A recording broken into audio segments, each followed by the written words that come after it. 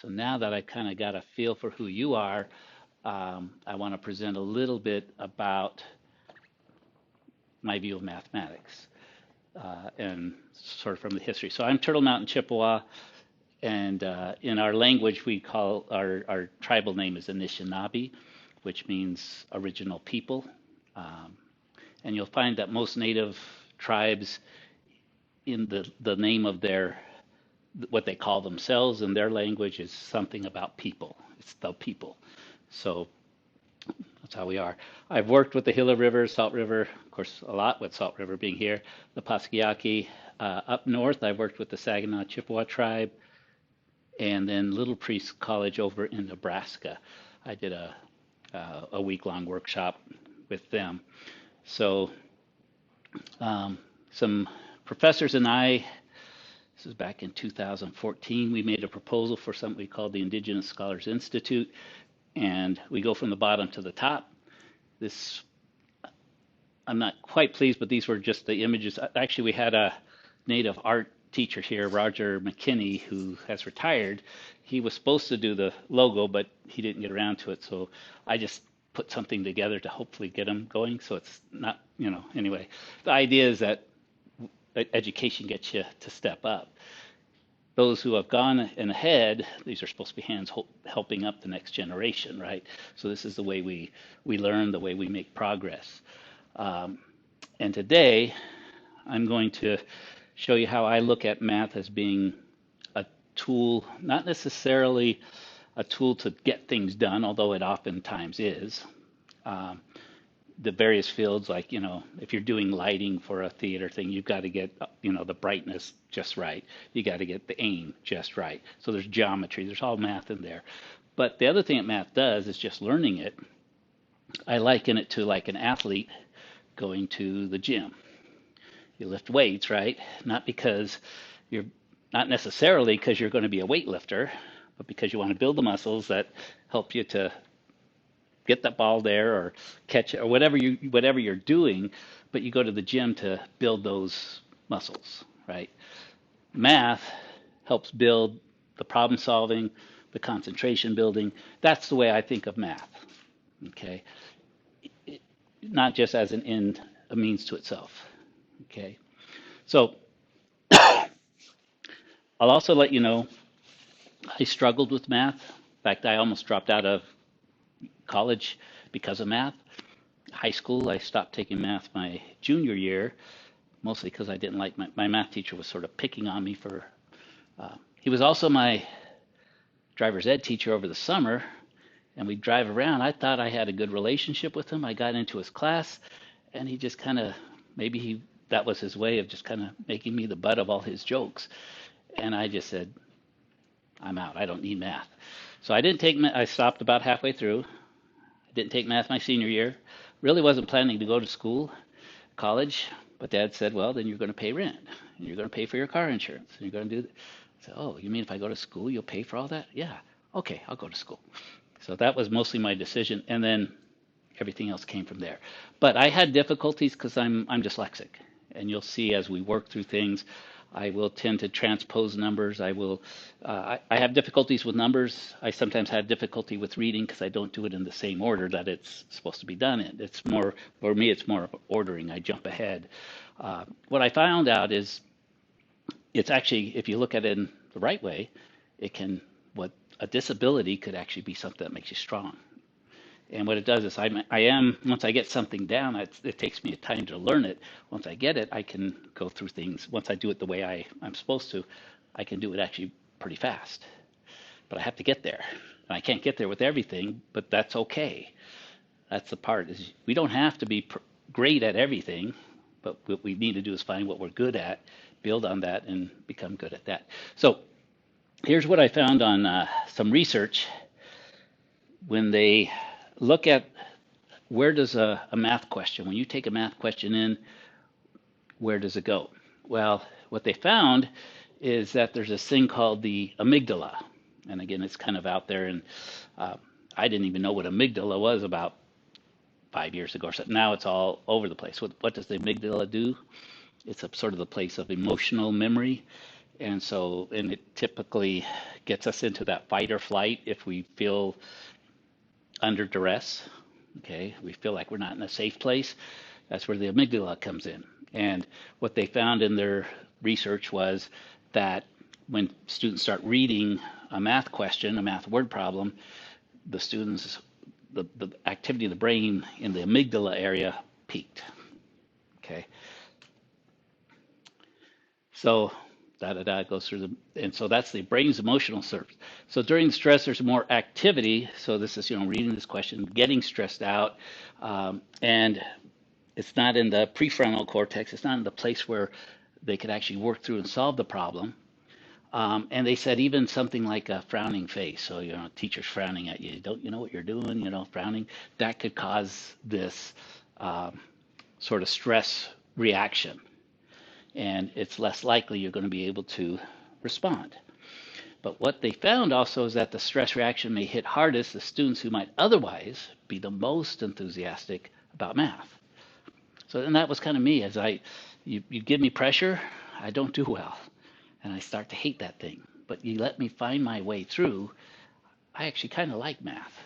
But I was one that said, no, I hate math. It's, this, but let me do it my way.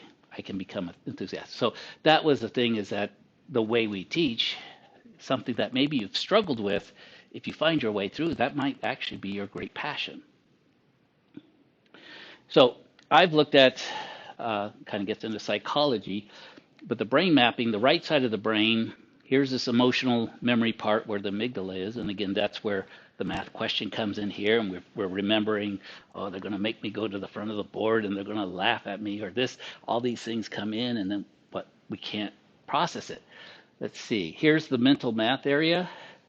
And what I did is that after doing this a few things, someone pointed out, and you'll see why this is important, the fingers is right over here. How many of you do math with your fingers, with your hands? I do. And if you do, it's kind of, that's actually a great thing, because you're getting it away from the amygdala to this part of the brain. And then look, you got a little step over and you're in the math part of the brain. So there is some, and as you're going to see, the 60 seconds in a minute thing comes from the way the hand was used for math. It was a different culture than the one that comes up with the kind of math we use. We go to the left side of the brain, same sort of thing. We've got our emotional memory, the amygdala area down here, but there's our math symbol area is on the left side of the brain. And look what's right here. The fingers are still here. So we get that, we get close to the part, just a little step over. Now we can deal with symbols, we can deal with problem solving, and our brain's working. Okay, so sometimes it's just, maybe we're not even solving the problem, but just by doing this, we're activating a part of the brain that we need to get the rest to. What's next? So questions. So this is the one, whether 60 seconds, 60 minutes in an hour, 24 hours in a day, where does that come from? And here's another, this is where it sort of started. Go to buy eggs. Of course, they're really expensive now, so you almost need to take out a loan because they're like double the price. But when you go to buy the eggs, what do? Buy a dozen eggs, or maybe 18, which is a dozen and a half, or maybe you buy the 6, or but you buy them in groups of 12, right? Yeah. But when I also taught in Kazakhstan for a year, I went on sabbatical and ended up there. They sold their eggs in plastic bags that they just sit on the counter. They're grouped by tens, because Kazakhstan's actually an Asian country. Part I was working in was actually on the border of Europe and Asia, but they favor the Asian system. When I go to Thailand, I notice in the markets, eggs are grouped by 10. By your limes, 10 limes. It's, wow. Over here, everything, go buy flowers. Over in Thailand, you buy 50 or 100 flowers. Could you get the door? It must have locked. Shouldn't. Anyway. Welcome. Anyway, so there's a difference, and so what we start seeing is a cultural difference in the way things are grouped, and we're going to see that come through here. So there's different ways to use the hand to count. So some of us use our hands in math. What I'm going to ask you to do is, if you will count with me using your hand the way that you would just naturally do it.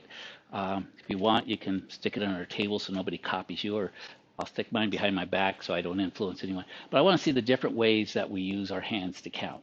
So just do it naturally. There's no right or wrong way, but just there's different ways. So I'm going to start counting. When I say stop, just freeze your hands at that location, and we'll see what we get. So I'm going to go 1, 2, 3. That's a good place to stop. This is how I counted. How many? So if you hold, okay.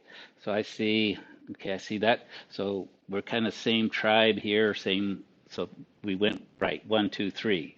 I see others of you went maybe started with the thumb and went up.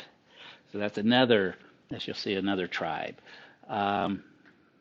We went from the backwards this way, right? Okay, good.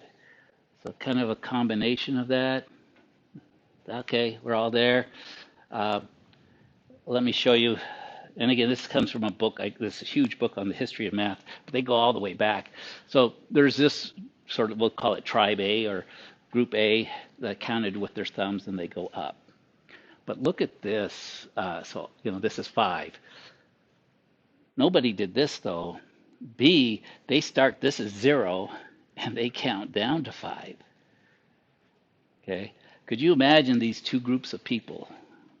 One on one side of the river, the other on the other side of the river. B says, hey, I see you're fishing. Can you send me over 5 fish? Tribe A says, that guy doesn't want any fish. And they start a war because, hey, he won't give me any fish. What? He didn't want any fish. So the communication here, okay? Different ways of using our hands. What is 5? Is this 5 or is this 5? Okay. C is a kind of an advance that as you count, you move it along. So it's just kind of like a place value thing. There's 4, there's 5. But again, you have to kind of be going in the same direction, because if you hold this up, what does that mean? Is that 3? Well, I guess from this direction, but this one, is that 4 or is that 2? So direction is important. And all these methods were within a group of people, and you had to learn them, you had to do them. And then D was like I mainly need that thumb to hold things down when I get over here, so that's why I do it. Okay, so different ways of counting, but there's more than just this.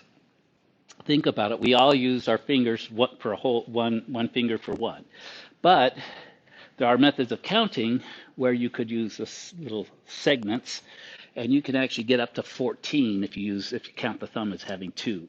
Some people will say it has 3, some say it has 2, but in this method, it's 12 along here, which is key, and then 2 here, so there's 14. If you have 2 hands, you have 14, and 14 is 28. Yeah, a little bit of math here.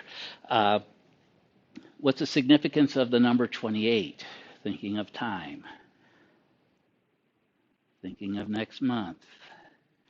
28 days in the month of February. February is a lunar month. It's a leftover from calendars. Calendars refer to a sun-based system. Many indigenous groups use the lunar system because you could tell full moon to full moon is 28 days. And if you use your hands in this way, you actually have a calendar on your hands. You have 28 days here. You got 14 days here and all the way to 28 here. This was used in Indochina for women because in their culture, when they wanted to have a child, the important date was not so much the date of birth, that was part of it as far as the future, but it was the day of conception. How are you going to know the day of conception? So women wanting to get pregnant, what they do is on their menstrual cycle, they would mark when it started. So they put a little ribbon around a knuckle. And so have you ever been told, tie a string around your finger to remember something? In those days, that string reminded you when the menstrual cycle started. And then if it didn't start again, you could think back, what night did I have relations with that guy over there? And that was probably the night of conception. And so that child's future would now be determined on the date of conception. And you could actually accurately do it. So again, using nature, the hands, seeing that there was a connection by how we looked at the hands to tie into timekeeping, the moon. Okay. Another way this is used in many Arab countries is looking at the knuckles. If you look at the backside and the tips, you can get to 19. One more would get you 20. There's a number of systems that are based on a base 20 system. I've also heard of, met someone in a conference I was doing. She was from the Chickasaw people, and she said her grandmother, when she counted, would count to 10 in her own language, and they were all different words. And then she'd turn her hands over and count to 20 on the back. So you have your front and the back of the hands. And the words she used for the 20 were different words than she used for 10. So they had actually different words for all the numbers 0 to, or 1 to 20. If you live in the islands, you don't have to wear shoes, and so you can use your toes. And there are cultures where the names that they told what the fingers are, thumb and such, they also represented the names of the numbers 1 through 20. Okay, so again, various ways to do mathematics. And here we go from Babylon. In Babylon, they use the thumb not as a counter, but as a tool to do the counting. So they could script along here and they say 1, 2, 3. You could actually fill those lines and you could keep track. So maybe in that culture, they raised sheep in the Middle East and such. So you want to count your sheep, make sure they all came in. And so you could be looking at your sheep and counting and get your 20, 50, get your 12 sheep here. And there's our 12. So there's our dozen. And that's the precursor of the English-speaking cultures. That's where English comes from. It's from the Babylonian Empire, these people who group things in dozens because there are 12 little sites here. How many of you were told in grade school that the reason we count to 12 is because there was a king who had 6 fingers on each hand? I remember my 5th grade teacher telling me that. I said, that didn't seem right.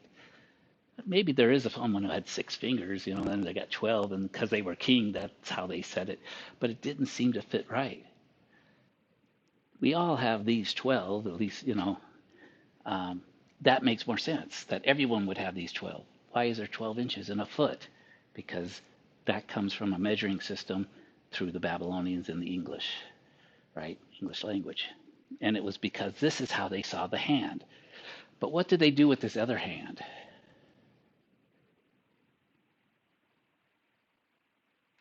They could count to another 12, right? Get 24, so maybe that's where the 24 hours comes from. But they did something even more ingenious than that. Each of these fingers counts for a 12. 12, 24, 36, 48, 60. See the 60? These were also the people that were very interested in timekeeping. Babylonians all the way through. So they had a 60 base system. That's why there's 60 seconds in a minute. If you do trigonometry, angles and such, how many degrees are in a circle? 360. That's 6 60s. Okay, that's Babylonian math. Okay, so that's one culture, right? And Babylon is the area that is modern day. Is it Iraq? It's in Iraq. It's in Baghdad. Baghdad was around there was the city of Babylon. Yes.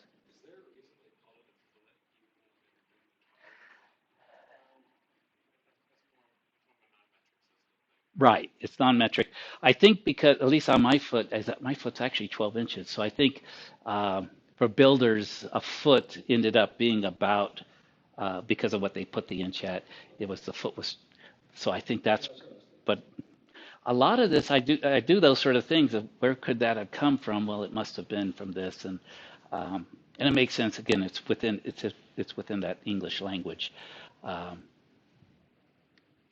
okay, but it was interesting in this book. Even they look at the systems from Babylon and they say it looks like it's a base 12 with a base 5. Of course, a different part here, and they said so. But they couldn't understand how it happened.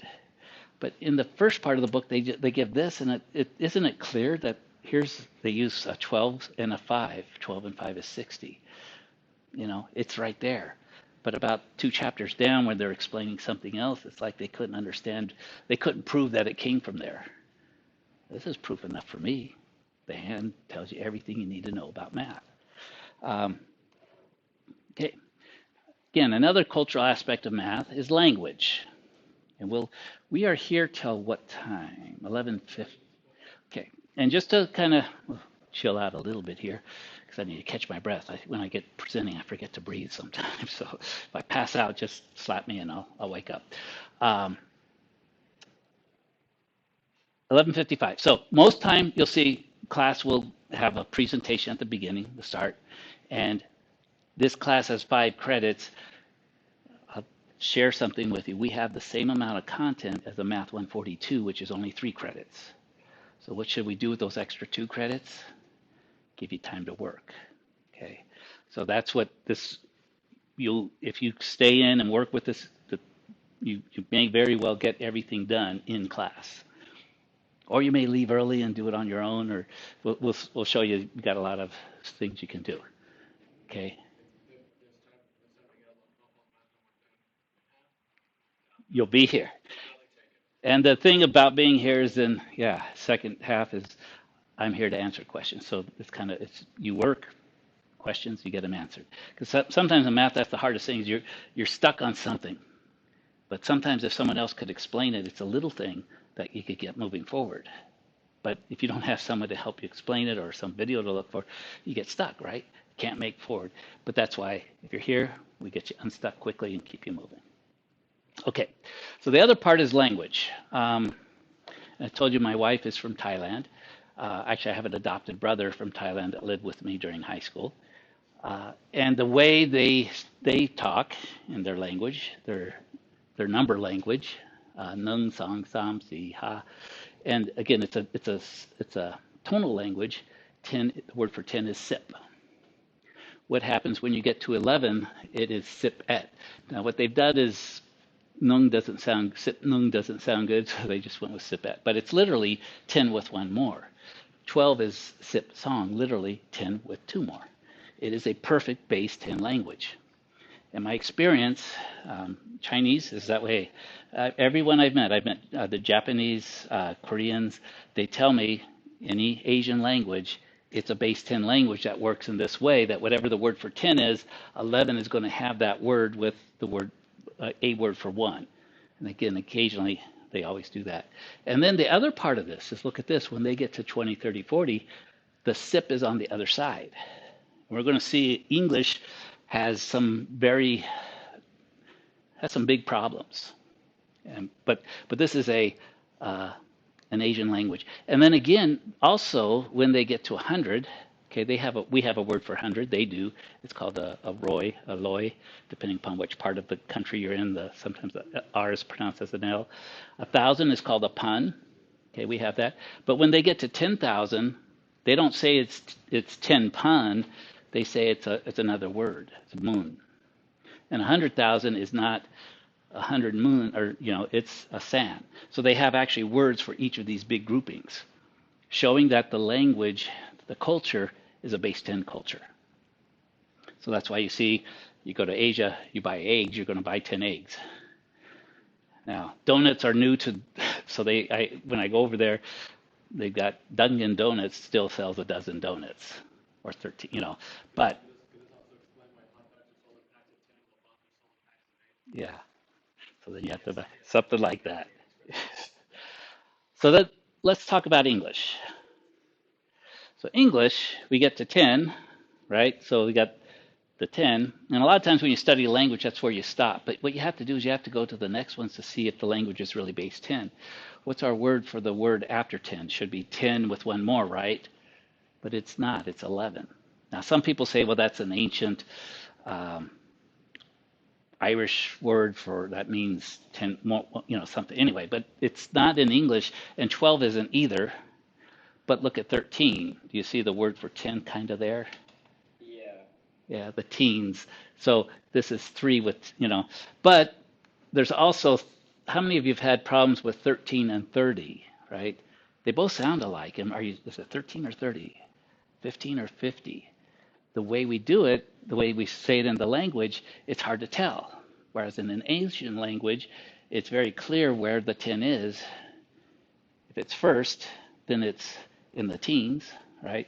Sip et, sip song. If it's 20, there's a word first, ye sip. So the 10 comes afterwards. So it's a lot easier to understand and hear the words. This has some problems.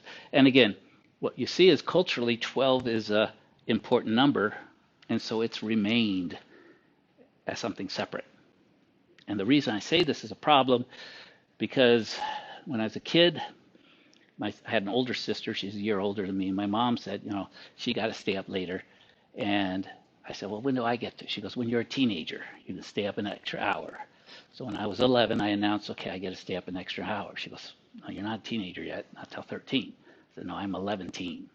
It says 11 comes after 10, so it should be 11 teen. She didn't buy it, didn't get it, but I think I was right. And 12 should be 12 teen or something. If you put that in, you see, I was having problems because I was taught in school that everything gets grouped by tens, but my language was telling me something different. My language was telling me we group by 12s. And nobody explained it to me, and it didn't make sense. So I struggled. So there's a couple problems here. How many of you speak Spanish or know a little bit of Spanish? A little bit. Okay. Spanish has a similar problem. So if we look at the Spanish language, we get to 10 is diez. And I apologize for my accent. I'm not. But do we see an once? That doesn't have the diez in it. No diez, no diez, no diez. Quince, no diez. So we don't see a base 10 thing developing until 16. Seis. Literally 6 with 10, right? 6 more than 10 or something like that. Seis. Quince, 15. So there's a base 15. In Hispanic culture, is 15 a big number? Is it an important number? It is. That's when a girl becomes a woman, right? The quinceañera. Okay, so culturally, and that's the only one I know of, so I use it. But 15 must be an important thing because they left it embedded in the language. They didn't change it. But for 16, because now we're dealing with a base 10, globally we're dealing with base 10, we're dealing with this. But the language is not base 10 itself. So, and I just tied this all together. Internationally, they test, and up to 4th grade, students in the Asian countries perform higher on these math tests than students in English-speaking or Spanish-speaking countries, or French-speaking. I didn't go French. French is actually a base 20. But you see, our language is different than the international math we're doing now. There's that problem. So a lot of it is not a math problem, it's a language problem. Okay. What I have found is I work with a number of indigenous programs. This is the Paskayaki language, and they actually have a couple different bases in here. There's a base 5, Wamani, and but certainly a base 10 is in here, Womani, so 2 5s. And then when they get to 11, the word for 10, Womani, Amasinu, so one more than 10. So that language is a base 10. It's also a base 8, but it's got some other things in it, but it's certainly base 10. What I've seen is when I work with, and I've looked at research that's been done, when tribes go back and have a language program, a language emergent. Yes, sir. How do you say it? You would have to ask. Oh, Womani, Taka. It is. Yes. It's like I said, that's the hard part of language. You do it in a different language, your math is going to be really hard. Because I do this, I try to do it in Thai, but I can't because yeah. Yes. Multilingual. But then math is one of those things, even if you can speak 2 languages, sometimes you can't think, you will favor one language that you think in math. When I was in Kazakhstan, I worked with some of the other teachers. I was teaching as an international teacher. Some of the other teachers wanted to take the graduate test, and the math was in English. And they said, and I was at a trilingual school that spoke. They had Kazakh teachers and Russian teachers. The Kazakh teachers say, when they thought of math, they needed to think in their language. and these were English teachers I was working with, but it was hard to think for them to think in English, at least mathematically, right? Um, so yeah, but what you see also, there's a base 20 in here because when they get to 20, it's the word sinu taka. Taka is a 20. So they've got a base 10, a base 20 in here. And the taka comes from their travels down into Mexico where they lived among the Mayans, and the Mayans have a base 20. So that's where some of this language comes from, but it's also base 10. The story is, though, when tribes go back to their native language immersion, they don't do anything different on the math, but they teach the math in their language. Students start doing better in math because, and you look at all those studies, it's because that particular language is actually a base 10 language. And if you teach it in English, you're teaching it in a base 12 language. And you get this dissonance that I went through. Group them in 10, but my language says 12. I don't know who's right, who's wrong, right? Or Spanish. You're grouping in 10, but my language says group in 15s. I don't know what's going on. So that dissonance is gone when we go this route. And Chippewa language, we see 10 is Madaswi, and Madaswi Ashe Beshwik. So literally 10 with one more. And I'm with you. I have a hard time trying, because I don't speak these languages either. Uh, yeah, by the end of the week, we can figure out how many it is, but no. Some of these words are long. Uh, But you look at the things that's mathematically solved. But that's part of a study of math. That's the kind of math I look at is the language. What is the language really communicating as far as the math? Um, so we see Asian languages typically have a base 10 language. So how could this happen? Well, this is an older map from 475 AD. I was the one who put the red along here to kind of draw your attention. What looks like it's in the middle of the map? Yes, modern day India. Yeah. So, but back in the day, and actually, as I got studying, Thailand is right here, right, and there's Vietnam, Cambodia. Um, anyway, there's a southern school of mathematics in India here, and they basically Southeast Asia all has their base 10, but they have a different way of writing the numbers. Okay, and I used to practice, I'm not real good at it, but they just write them differently, but it's base 10. There's another school of math up here in the north, and the Tibetans, the Persians, Arabs, everything to the north got their mathematics from there, and they write their numbers very similarly, which are similar to how we have it today. It's developed over time. But there was these kind of two ways of schools of math, but it's all base 10. So it all centered in India. And again, there's on the back side of this map would be the U.S. Not the U.S. the Americas, what we call, but they weren't called the Americas then. There's a whole group of people there. The Mayans and Aztecs were very advanced in their mathematics, but they did a base 20. Um, Stories are that some of these people crossed over and came here, or maybe it was the other way around, but we don't know. There's a number of peoples in Americas that have a base 10, as we've seen. So, but what I'm going to share with you is that I've looked at Vedic math, which is from India, and it's a base 10 language. We're going to use our hands in a base 10 way to actually do some multiplication and just kind of see how we can do stuff a little different. I teach a workshop on how to subtract using the Vedic methods, which is different. We do subtraction as a takeaway. They do subtraction as a complement. How do things complement? I'll kind of explain that a little bit. But their mathematics is based upon patterns and pairs. And I'm going to show that to you. And so it works both sides of the brain at the same time. So it's not one-sided. The way we're doing our math is kind of one-sided, and this is a side language is on one side. But this one really can help. So, but it wasn't when they taught their mathematics, again, what it was about.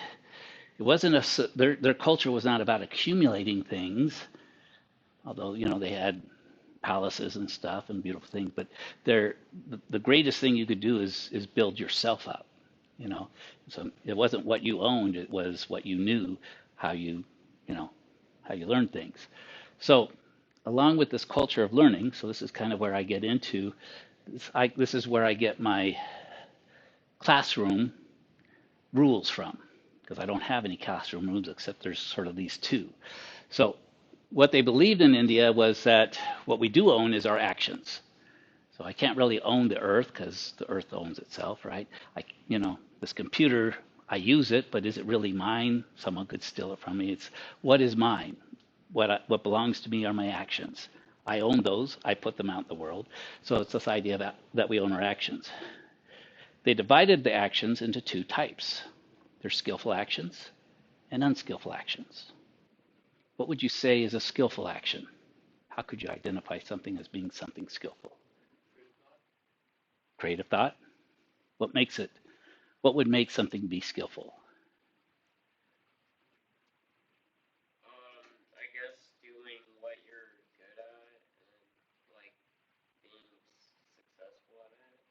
Success. Good, good. And that's exactly what their thing was. Anything that helped others, didn't harm others, especially, do no harm was sort of the first, but was that you could be successful at, that was skill. And so the same action could be skillful for me and unskillful for you, or vice versa. And I look like this to studying. How many of you find that if you listen to music while you're studying, it's helpful? How many of you find that you start listening to the music and you forget about the studies? So see, it could be a helpful thing, and that's what I want you to do. Is there's different things that could be skillful for us, not skillful. That's why, as you're going to see, I don't have attendance as part of a grade, because I found some students who don't come here very often, but they're working on their own and they get it done and they learn, because that's the key part, right? Why should I penalize someone because they learned somewhere else? Now, I also find that people just don't come to class and then they don't do the work, and but you're not going to get through the class that way. You're not going to learn. But if you learn, it's the learning we want. So, and I've had students, I have an hour commute to get here, and this is the only class I have. And I talked to them, well, what do you think? Could you try it one time, don't commute, and use that commute time? You get 3 hours you get that extra time to study. Sometimes that works. Sometimes being here works better. Again, what I want you to do, that's why I don't have any rules, because there's these different things. You're going to have to decide what works best for you, right? And so skillful things we develop. Unskillful things we abandon. Okay, and that means abandon means we get less and less that we say, okay, this isn't helpful, right? I'm not being successful when I do this. But I've also found sometimes these unskillful things can be a lot of fun, so, but we got to say they were fun, but are they getting me where I want to go? And again, it's all up to you. Yes. That's another, sure. I'm just using the language of the teachers that I had. So yeah, and that's a little bit clearer. And yeah, these are probably translated from some other language, and so yeah, beneficial, non-beneficial, exactly. Right. And sometimes what might seem to be go out party Friday night, that might be good because it gets you that release, and if you do it in the right way. But you have to be the one that decides. Even something that was skillful for a time might prove in time to not be, but that's or beneficial. Yeah. So we gotta be just watching ourselves, and but that's the key, is we have to watch ourselves. I'm not going to be watching you. You're not going to be watching me. We watch ourselves. We watch each other to help each other out, but that's pretty much it. But it's a different concept of the Western society, which again, I was a Christian minister for 8 years. I left the church because of politics and stuff. But this idea of sin. So if you're doing wrong or right, that concept doesn't necessarily work. This is a better concept: beneficial, non-beneficial. And it's a perspective, exactly. But I feel when I said, "Oh, I'm sinning," I feel bad about myself. If I just say, well, I'm being unskillful, oh, that's okay. I'm not. I'll get more skillful later, but I'm having fun right now. That was okay. So I like that perspective. So I use it. But sometimes we get in our society, we get down on ourselves because I'm not being successful or whatever. But we define our own success. So one of the things we do is using mathematics. There's 3 actions for developing concentration. So it involves, and again, this comes out of the Indian culture: mindfulness, alertness, ardency. Anyone know what ardency is? Took me a long time to work on that one. Probably not. We don't use it much, but again, these are probably translated. So mindfulness is just keeping something in mind. And so for math, it's some of those math tech. We're going to see some relationships in math. Okay, keep those in mind. That helps us do our math. We're going to see there's a practice we can do where the mindfulness is just keeping track of our breath. And then you won't be like me, forgetting to breathe sometimes because you're talking so much. But alertness is just active attention on something, so you're paying attention. So that's going to help you with your concentration. But the ardency is the emotional side of it. That there's actually an emotional component to concentration. You're invested in it, and the way it works is you build it is they do something called directed thought and evaluation. So the directed thought is you put your thought onto the topic you're working on. And for mindfulness practice, what we do is you put your mind on your directed thought on your breath. Have you ever watched your breath or observed your breath? Yeah, when it's, you watch it come out that way. But have you felt, yeah, so understanding our breath, you feel it here maybe when you're stressful, you feel a tightness. It's that kind of thing, is being aware of it. The evaluation is, can I breathe in a way that reduces the uncomfortableness? If I'm stressed or something, can I breathe maybe a little deeper or maybe less deep? Okay, so that's the evaluation part. And when you get this directed thought and this evaluation working together, then you get, hey, it feels good. I'm breathing right now. I feel relaxed. I'm ready to go. Okay, so one of the things you can do before when you sit down, do your homework, whatever, what's oftentimes on your mind when you come in from doing something, you're going to sit down and do something new?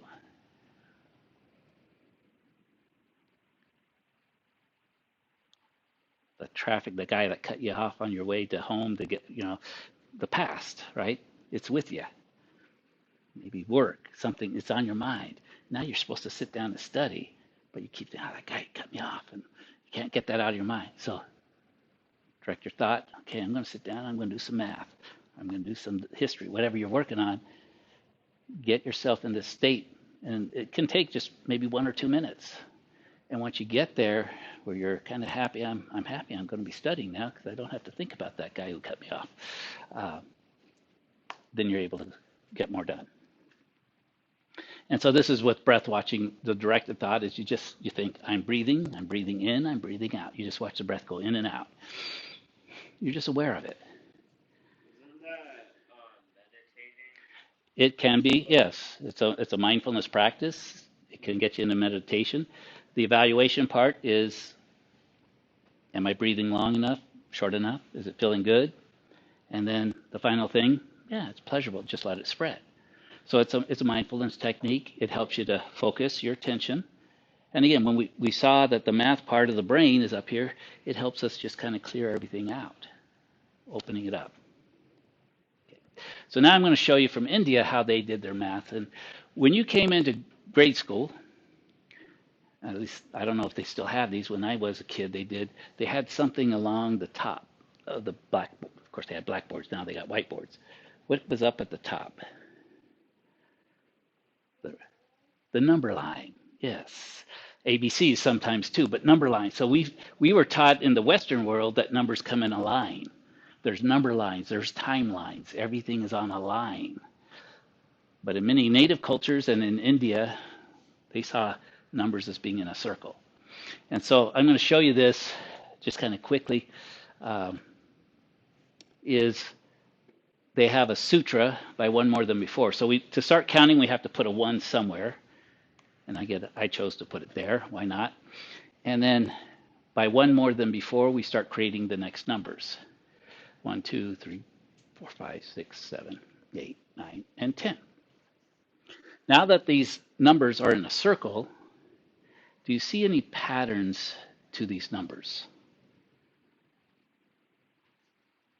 Kind of look at them by where they're located. Yes, sir. Okay, so if you, yeah, 10 minus 5 is -5, 9 minus 4. That's good. And I got this whole book filled with all these different patterns. So that's a pattern. There's also triangular patterns in there. What I'm going to do is direct you to the one that I kind of want you to see. So take a look at the 10. If you look at the 10, what do you see on each side of the 10?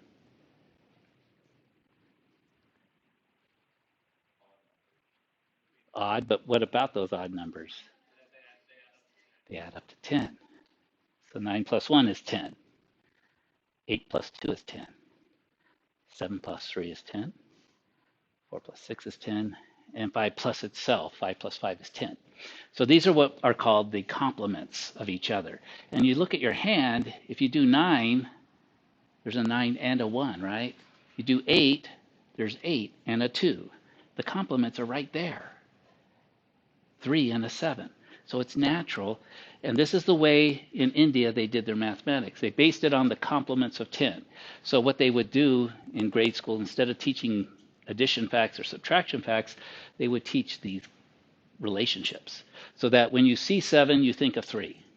Okay? And when you do that, you're not thinking of calculating, it's a more relational type math. But then there was another number circle. This one only has 9 planets around it. And we put the 1 someplace. I put it a little different. This one, I'm going to go the other direction, because when you're on a circle, you could go left or right. Yeah? You still get back to where you started. Number line is either forward or backwards. Here you can go in either direction. And what do you notice about the circle of 9? Same thing's going to happen. You get these complements. 8 and 1 is 9, 7 and 2, 6 and 3, 5 and 4, and then 9 also has a complement, 9 and 0. Okay, so again, these are the two things. They would remember the complements of 10 and the complements of 9, studying them, looking at them. And then they would be able to do some mathematics. So I'm going to show you a way that this was in a textbook like more than 500 years ago of how to multiply with your two hands. So the first thing is using the complements. So to represent 8, since I want to represent 8 with one hand, this is 8, right? 5 and 3 is 8.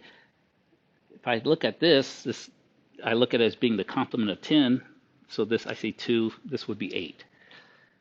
So what's the complement of 7? 7 is 3 down. Okay, so this is 7, this is 8. When I go to multiply, I add the up fingers, but I count each up finger as 10. 10, 20, 30, 40, 50. And then with the down fingers, I bump them together that this is multiplication. So I'm multiplying 7 and 8, 50. What's 2 times 3? 56. 56. See, with right there in the hands. And the way it works, the down fingers, those are the complements. There's the up fingers. There's 5 of them, so that's 50. Multiply the down fingers. 2 times 3 is 6, 56. Now this might seem, I know 7 times 8 is 56, but for me, I made my own flashcards, and unfortunately I made a mistake. I've mixed up the answer to 7 times 8 and 9 times 6. One's 54, one's 56. I memorized them wrong. So to this day, in my memory, there is 7 times 8 is 54. I go, wait, that's the wrong one. What's the other one? 56. Now I've got a technique, if I do it the right way. Oh no, that's 56, right? 56. 9 would be 1 down. 6 is 4 down. That's also 50, but it's 1 times 4, 54. So see, I've got a way to verify each of these. And that's why you see I'm not an art teacher. This is my little representation of it. 8 is 2 down, complement, right? 6 is 4 away. There's 4 down. There's 40. 2 times 8 is 8, 48. Okay, so there's this method to go through. But when you were learning as in grade school, multiplication tables, how was it taught to you? Like a graph, little like a table, and memorize this thing, right?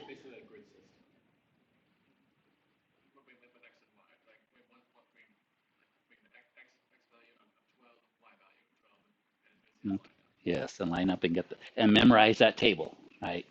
And again, I tried, but again, I made a mistake, and so I put a lot of effort into memorizing the wrong thing. And but this whole method, as long as you know what's 5 times 5, you can get the rest of the numbers. Okay. Yes. So there's that. And again, in their subtraction, I'm going to show you something. Um, Again, it won't be on the record, but we'll do this. I'll show you, then this will just illustrate. Well, actually, I think I can do it here. Let me, so that it's recorded. Oh, and actually, we've got, sorry to call you out, but we've got one new student. Sir, what's your name and where are you from? From Felix. And what are you studying? Computer science. All right. Got at least 2 of you that are doing that. So we got y'all down. So we'll do this.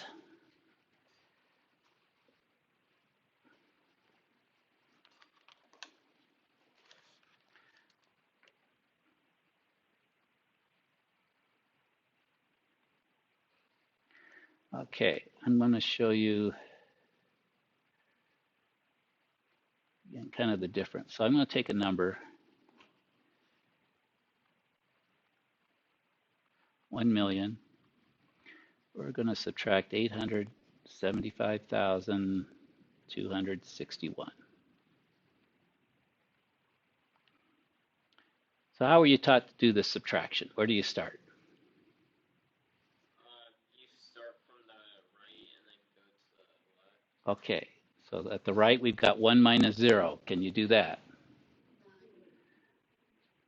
No, no, You can't, because so unless you like are going for a negative number. okay. So what were we taught to do? We just go Like borrow, right? I'm going to come back to that. When did we ever pay it back, right? We borrowed, but we never paid back. So that was something. So we borrowed this 10. So now we got 0 here. But that gives us 10 here. So we borrow from that. So there's 9. Borrow from that. So that's 9. Borrow from that. That's 9. Borrow from that. That's 9. Borrow from that. That's 9. This is 10. Yeah. 999. So now 1 from 10 is 9. Yeah, so now we can do the subtraction. 6 from 9, 3. 2 from 9, 5 from 9, 7 from 9, 8 from 9, and then the 0. So that's when we subtract. Let me show you how they would do this with Vedic math. They would use a sutra which says all from 9, the last from 10. And when they say that, all from 9, they're looking at the complements. So what are the complements of 9? So when they do this, we could start at the left, or we could start at the right, doesn't matter, but we're going to do everything from 9. So if I've got 8, what's its complement that would get us to 9? 1. Complement of 7 to 9. Complement of 5 to 9. Complement of 2 to 9.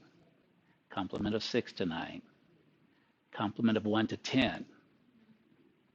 Did that feel like subtraction? But it gave us the same answer. Which one looks prettier? Right? We didn't have to do this. Okay.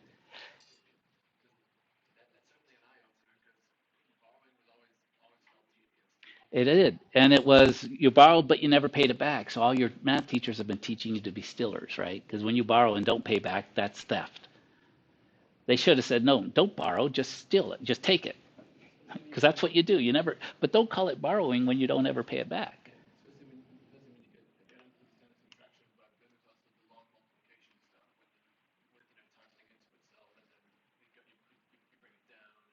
Right. Yes. But anyway, I just want to show you that there are multiple ways to do mathematics. There's ways that like I started using this Vedic Mate to actually do the subtraction, and when I do it like we did, it just felt more natural. It fell out. It takes some practice because I had to unlearn all this stuff I was taught for 16 years, right, or more. Um, but there's ways out there. So as we go through our topics, I guess I now should introduce the course. Um, what I want you to think of is, what works for you, and when something's not quite working, see if there's another way to do it. So in this, so there's information here in first steps, but that's mostly what's provided by the college. So there's, anything you want to see in there. Where our course will start on Thursday, we'll start in with chapter 1 of our textbook. We've got 12 chapters for this whole course. We'll do the first 6 and we'll have a midterm over those 6 chapters. We'll do 7 through 12, and then our final will be just the last part. So it's really almost like two courses. I haven't, I've got, we have a course project, which I'll tell you a little bit later. It's just the math of blank. So you get to choose a topic. You'll say how math is involved. And we'll talk about that as we go a little bit further. The rest of the course content is not visible to you yet. It will be, but I just wanted to kind of get you started on chapter 1. So this is the what each one will look like, though. There's a textbook. Now, some of you may have bought the textbook from the bookstore. It's printed. Did anyone buy it? It was about $20, 20 some. Is this text? That's it. Yeah. Oh, okay, So yeah. you got all the paper versions. It's also available here. If you click on this, this will give you chapter 1 in a PDF form, so electronically. So if you haven't bought the textbook yet and you want to use a tablet or you want to download these, you've got electronic versions of them as well. If you're a person who likes to write on them, then get the printed version. It's actually cheaper than trying to print them out yourself. So either way, if you haven't opened it yet, you still have a choice what to do. But you'll see.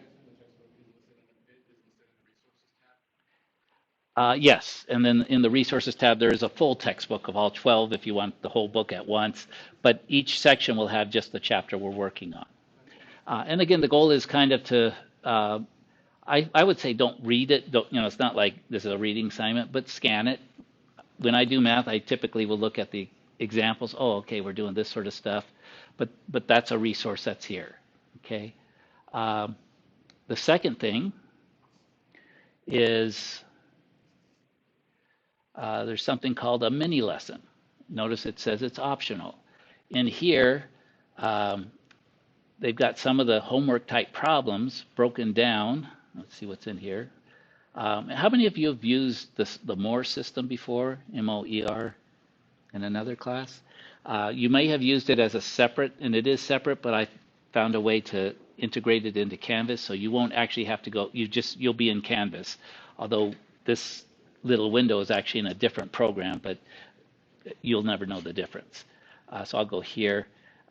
These mini lessons, what they contain are videos, so that's the mini lesson part, and then oftentimes they'll have questions for you to try out. These are all optional. They're there for you to use to learn things as you want or not. What we will do on Thursday, I will have a lesson, maybe 30, 45 minutes. I will present it all in a 30, 45-minute lesson, and then we'll start working on the homework. Okay, but they're also available here as mini lessons. Okay, so yeah, there's a video. You can watch it. They work it. Some people find them helpful. Some courses in our online courses, those are actually a required part because that's the online teaching. That's how they learn it. They don't see an instructor do anything else. I include them in case you want to use them, in case you find them helpful. Yes. So are the mini lessons extra credit? No. Oh, it's They may use them if they help you. Use them if they are skillful and help you go forward. Oh, If they're okay. not, don't use them. But they Yeah. don't help or like whether you do it or not won't affect your grade. No, there are no. That's just well. I'll have to take these out. It says 50 points, but I'll take those off. There's actually worth 0 points. Oh, okay. So the points, the graded part, there's two parts to it. There's the homework, which is 15 points, and there's a homework quiz, which is 15. Now the word quiz, it's not that you can't get help with it. It's not that you can't work with it. It's just homework is like 20 or 30 questions. Quizzes are 5 or 6 questions from those. So it's once you do the homework, then do the quiz, you'll reinforce some things that are there. So that's really what we get you doing. What I do with the homework and the quiz, as long as you hit a 70%, you will get all the points. Again, something I have to go manually change it. So as long as whatever, they used to be 10 points, so that was easy. As long as you had 7 points, you got 10. 15 points, what's 70% of 15? That'd be 3.5, 2.5, 3, something like 11. So anyway, we'll figure it out. But if you get 11, then you'll get all the 15. Okay. And the reason I do that is you all have different majors, right? You're doing different things. When you're getting a professional degree, like being a realtor, something you take a test, and if you get 70%, you got your license. So I treat that as this. So you're 70%, you'll get your license. You either pass or fail. So if you get less than 70%, you still get those points. It's not that they're going to be taken away, but get 70%, you'll get all the points. Okay. And can you use notes on the quiz? Oh yeah, the Okay. quiz are open notes, open book. Yeah. Oh, okay. I would maybe try them without it first, but you get multiple attempts at it. So if you don't like how you did the first time, you can do it again. Oh, okay. I'll check on the setting. I know you get at least 3 tries on it. I think I may have upped it to 5, but we'll figure that one out. But yeah, it's all about whatever you need to do to learn. Okay. No time limit. Yeah. And then what we do is chapter 1, 2. So this is on measurement and dimensional analysis. If you look at the syllabus, which is up here, you'll see all the stuff. And sometime between, probably over the weekend. So there's this calendar. So we're going to do, so Thursdays will be our instructional day. Tuesdays will be a work day. If you can Thursday get through it, maybe on the weekend you get all your work done, do you have to be here on Tuesday? Maybe it's not real skillful. I already got my homework done. I'm not going to be jumping ahead to the next, so that's another work day. But if you didn't get your homework done and you had some questions, would it be good maybe to come in on Tuesday? Yeah. Okay. So that again, Tuesday. So this first part of the class, Thursdays will be instructional day. Tuesdays will be lab. Come in, get help, work through things. I had one student sat in the back, right where you guys are, and she never had a question, but she was always there. And I says, why do you keep coming? She goes, well, if I stay home, I don't get the work done. If I come here, at least I get it done. Yeah, I don't have any questions, and occasionally I'd press her a little bit. She'd have 1 or 2 questions for me, but she could answer them herself. So, but anyway, I said, that's fine. If it helps you, be here. Sometimes just that environment. Got questions, especially, I'm here for you. Okay, so that's kind of the flow of things. We got our spring break. After spring break, because the way things go, we'll take our midterm after the spring break, and then it'll switch off where Tuesdays are instructional days, Thursdays are lab days, and we go through 12, and then we take our final, and we're good. Okay, so it's kind of there, but just focus on that first lesson. If you don't want to do anything till Thursday, that's fine. I'll begin Thursday with a lesson on measurement and whatever it is, and we'll start through it. Okay, yes.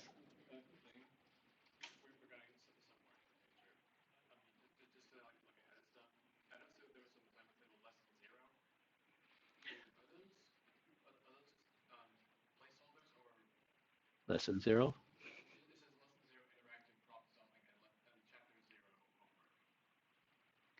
See, I'm still setting up there. Yeah, there is a problem solving one. Yeah, so I'll take those out. Yeah. So if you go to either home screen or the modules, whatever's showing here will be everything you need. So yeah, if you, how did you get to assignments? You're not supposed to be able to get there, but ah, so yeah, okay, good, because there's a due dates on. So I'll finish cleaning those up. But um, okay, so this yeah, this is hit here basically, chapter one homework, chapter one quiz, and again the quiz is just sort of helping you study through the homework at least 70%. Again, if you get 100%, then you've worked all the problems. That's fine. But it's, hey, I hit 70%. I'm on to the next. Because some of these, what this is it's a survey of math. You're going to look at a lot of different types of math. Some things are going to be interesting. Some things are going to be boring. Some things are going to be a frustration. So, but find the ones that work for you and do those maybe a little bit more. And So is chapter one due on February 12th or is it? yeah, something like that. Again, Oh, I can extend it. I don't believe in late penalties, so I won't cut you off at all. But to keep on track, because we got yeah. chapter one, then we're going to go to chapter two. So I try to make the due dates give you plenty of time. Hopefully, you can always be ahead of the due dates. Oh, yeah. So we're not driving off that. And if you aren't, something happens, just let me know. I'll move it. It's not a big deal. Right. And it's just, yeah. And I've had students who working actually he was working two jobs, so he's like 60 hours a week. Maybe you're playing a sport, you're busy. I understand that. So I do it so you can, I've had some that by midterm they came like they did the whole course the week before, a week and a half, but they had to take time off of work. I'll let you do, we can make it if you can do that. It's just more stress. If you're able to do it out. So that's what we try to do is, make it out, but we'll make it work for you. If you can, they'll say, can I do this? Well, if you can, yes.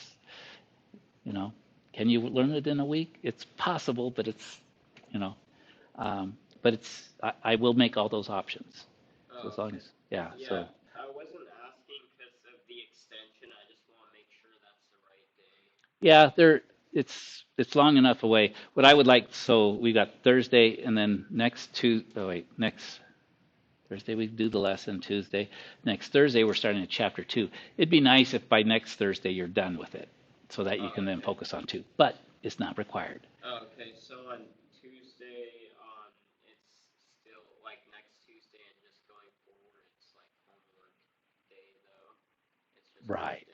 So just yeah. So take a look at the syllabus, um, and then in the syllabus, what I kind of try to do pacing off is look at this calendar and you decide.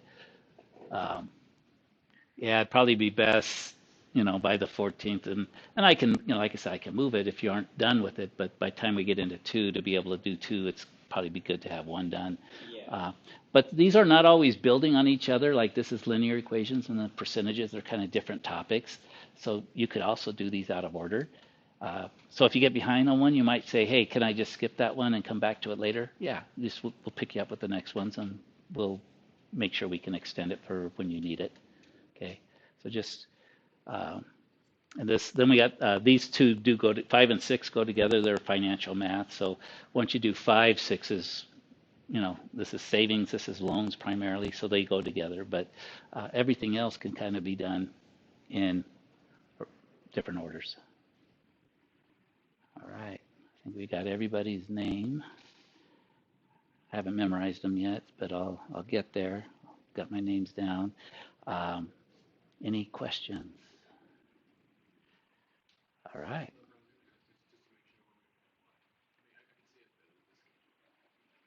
Yeah. Yeah, there's no homework due. There's not, yeah, just kind of reflect on what you picked up maybe. And then if you want to, you can, that the chapter one's there if you want to do something. If you want to wait till Thursday, it's again, this, the thing you learn in college is how to make decisions. So deciding, where you want to go with your life, how to decide on those things. Yes. On Thursday, are you going to explain um, how to do the types of problems that are in chapter one? Yes. Okay, so would you recommend waiting till Thursday just so that I you can? make no recommendations Oh, okay. because what works for me might not work for you. So I want you to understand yourself, but it works both ways for me. Wait till Friday, wait till Thursday, see how that works. And if it works well, keep up with that pattern. Sounds good. If you want to look ahead and, again, try things out and see what works best for you. Sounds good. Yeah. Awesome. Well, I'm here for another 30 minutes, but you don't have to be. So it's been a pleasure meeting each of you. If you got questions, stick around. Otherwise, you're free to head out.